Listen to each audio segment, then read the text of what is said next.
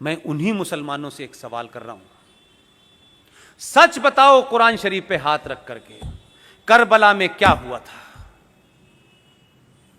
अगर यह हिम्मत नहीं है तो हिंदुओं को और सनातनियों को झूठ बोलने के लिए करबला का इस्तेमाल मत करो। करबला में तुमने मोहम्मद साहब के खानदान, उनके नवासों के नवासे, उनकी हत्याएं करके उनकी गर्दनों को नेजों के ऊपर, नेजों कहते हैं बड़े बड़े त्रिशूलों के ऊपर लेकर के शाम की गलियों में उनकी औरतों को बेराबरू होकर घुमाया था। तुमने ये किया था। तुम किसको बताना चाहते हो? तुम तो न मोहम्मद के सगे हो न उनके खानदान के सगे हो। तुमने तो उनके दामाद को नमाज पढ़ते हुए उनका कत्ल किया। तुमने तो मोहम्मद की बेटी के घर में आग लगाई और जलते दरवाजे में उन्हें मार के दफन कर दिया। तुमने उनके नवासों की गर्दनें काटी। तुम कहते हो कि करबला हमें याद है। तुम करबला के बारे में झूठ बोल रहे हो। आज ये ताकतें कौन हैं?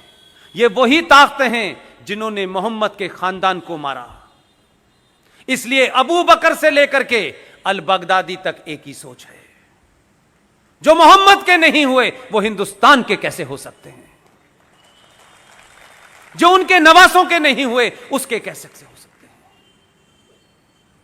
हमको सिखा रहे हो। हमने तो और हमारे डीएनए में तो राजा दाहिर सेन का इतिहास नहीं पढ़ा है तुमने, और मक्कार इस देश के इतिहासकारों ने पढ़ाया नहीं है। और हमें यह जिज्ञासा नहीं है कि हमारे पूर्वज कौन थे। राजा दाहिर सेन सिंध का आखिरी राजा था, उसका इतिहास पढ़ लेते, तब भी मुसलमान अपनी मुंह नहीं खोलता आपके सामने। मोहम्मद साहब के परिवार में नवासों के नवासे जो भी रह गए थे, राजा दाहिर सेन ने अपने किले में उनको छुपा करके शरण दी। लेकिन बदकिस्मती और ट्रेजेडी देखिए कि कासिम जो चला था वहां से, पूरा नाम उसका क्या है, मोहम्मद बिन कासिम। जो मोहम्मद बिन कासिम आया, उसने खानदान के खानदान मारे, मोहम्मद साहब के खानदान को मारा। राजा दाहिर उनके खानदान को बचाते बचाते, लड़ते लड़ते शहीद हो गया, लेकिन मोहम्मद के बच्चों पे उसने आंच नहीं आने दी। उस मोहम्मद बिन कासिम ने मोहम्मद के खानदान को मारा। पाकिस्तान का आज हीरो मोहम्मद बिन कासिम है।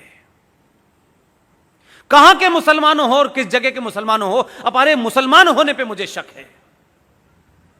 और मेरा शक इसलिए है, जो मुसलमान हैं पूरी दुनिया में, जो कुरान को मानते हैं, जो शरिया को मानते हैं, जो हदीस को मानते हैं, वो मुसलमान होने का पाखंड नहीं करते।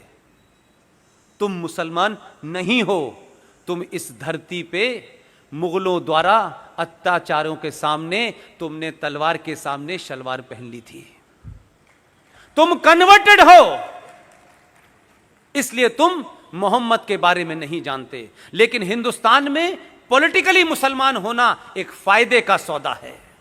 सत्ताएं डरती हैं, लोग डरते हैं, समाज डरते हैं, नाजायज मांगों को लोग मान लेते हैं। इसलिए तुम असली मुसलमान नहीं हो, तुम कन्वर्टेड मुसलमान हो।